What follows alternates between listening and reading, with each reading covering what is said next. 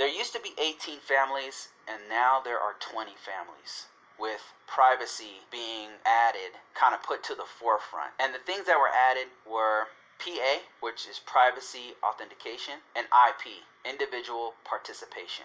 Each of these security control families has scores and scores of their own security controls.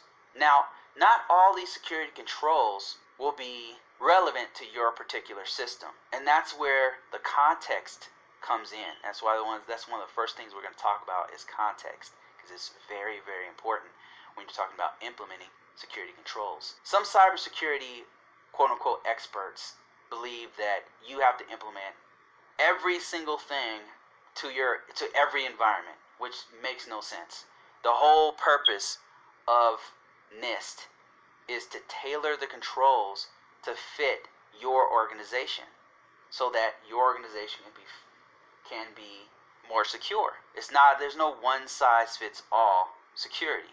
The security families. Let me show you what I mean by the families of security controls being broken up into many individual security controls.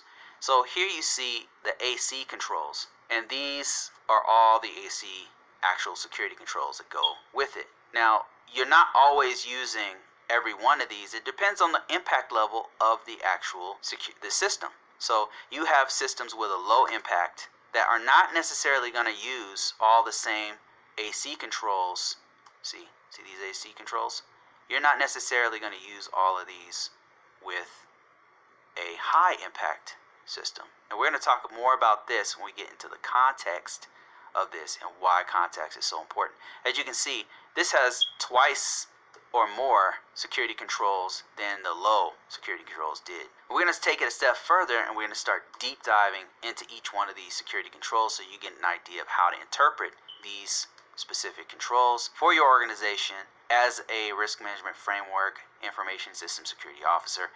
And we're going to talk about the actual documentation that goes with the security controls. How does, for example, a security policy interpret, how do we put this AC control into a security policy? How do we put this security control into a plan of action and milestone?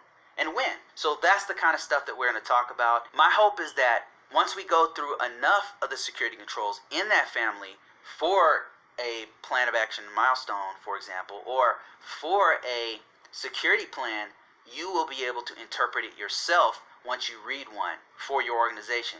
Because even if I was to sit here and walk you through a certain department's, federal department's way of interpreting these 4 or 5 security controls, it might be a little bit different when you go to another department. So it's very important that you learn not only what control families, but how to interpret those security families on your own. Once you're able to read these for yourself, you'll be able to take the training wheels off and go to any organization and have an interpretation that is very professional and is going to protect the agency.